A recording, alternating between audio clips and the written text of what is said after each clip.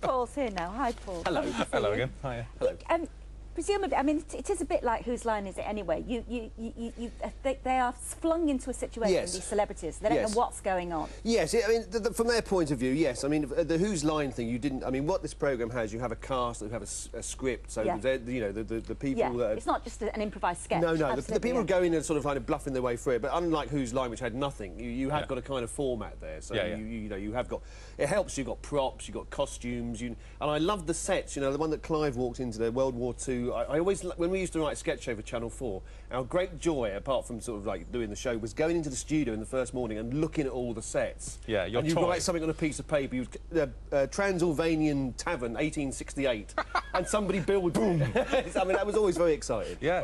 For the actual actors, as opposed to the celebrities, who know roughly what the scene is about, they presumably have to keep sort of moving along themselves. There is actually a great deal of support going on for the performer that goes through the door, though they won't feel that at a time, because it's, you know, having done a couple myself now, it does go by very quickly. But the cast are there, our regular cast are there to sort of help them through, and if they go off on some weird tangent, they can bring them back. Yes, never mind that, but at 10:30... and so you are on a bit of elastic which keeps bringing you back. But it's an act of huge professional bravery for these people to go and do it. I'm not sure I'd bloody do it. Yeah, they're mugs. Suckers.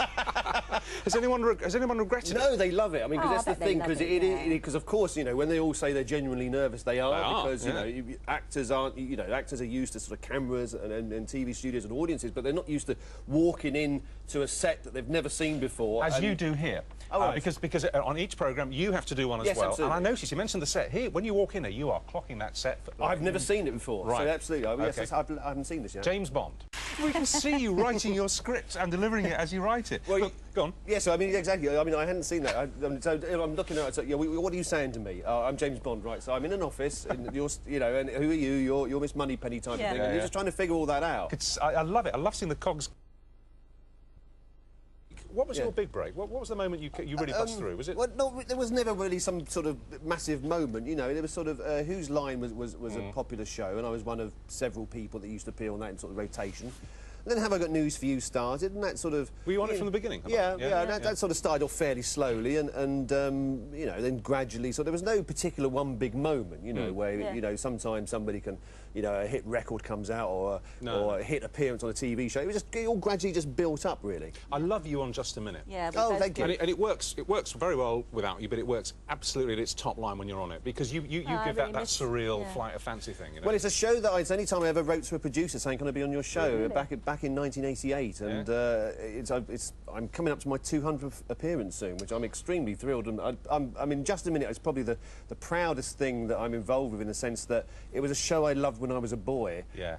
And when I was living in bedsits in Streatham in just one little room, and I didn't have a television set, I would tape it off the radio and listen back to it as my entertainment and stuff. So to be doing the show is just a wonder for me. Well, I got a sense of that. I mean, because it doesn't go back as far, but I did get a sense of that last month when I did Have I Got News. Yes. Know? And I was a bit nervous, because you know, because you can be brutalised on that show. Yes. Terrible things can happen.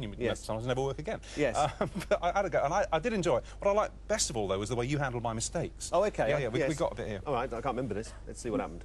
Thank you for that, Paul and Lauren, and indeed all of you. And I did that wrong. Do it again, please. Sorry. Just in the continuity, Richard. I was doing that just in the middle of that. So I really don't know where I am now. OK. That water's back in there, certainly. OK. Brilliant. So I just started to pause, you started to speak. Yes, OK. Yeah, okay. You ready? In 3, 2, 1, cue. Yeah. Oh, thank you for that. Scientists apparently have created gay fruit flies by changing their genes. They gave them tight white ones. Here's another one. What on verge of extinction? Richard Maley's turn as host of Have I Got News? It was great fun. It was really good fun. Yes. Who's the worst host you've ever had? Can you say?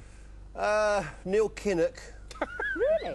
Really? Yeah, it's not his game, is it, really? I mean, it was a very, very long recording, and he later admitted that he kept trying to change the jokes during the day, which they give the guy in the middle.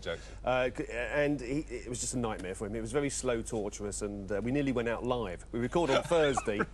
It goes out on Friday. It goes out on Friday night, but we're nearly there. Well, we're nearly there, I'm afraid. We're nearly at the end. Yes, my show's on at 10 o'clock. Thank God you're here. ITV1, Saturday nights at 10:05. 10:05, yes. Thank you very much. Thank you very much. That's it for tonight. We've got pub landlord Al Murray here tomorrow. And the Hairy Bikers cook another Sunday roast chicken tomorrow. We'll see you then. Good to see you, Paul. Bye. OK, we said 10 o'clock, 10:05. 10:05, 10:05 ITV. 10:05, yeah.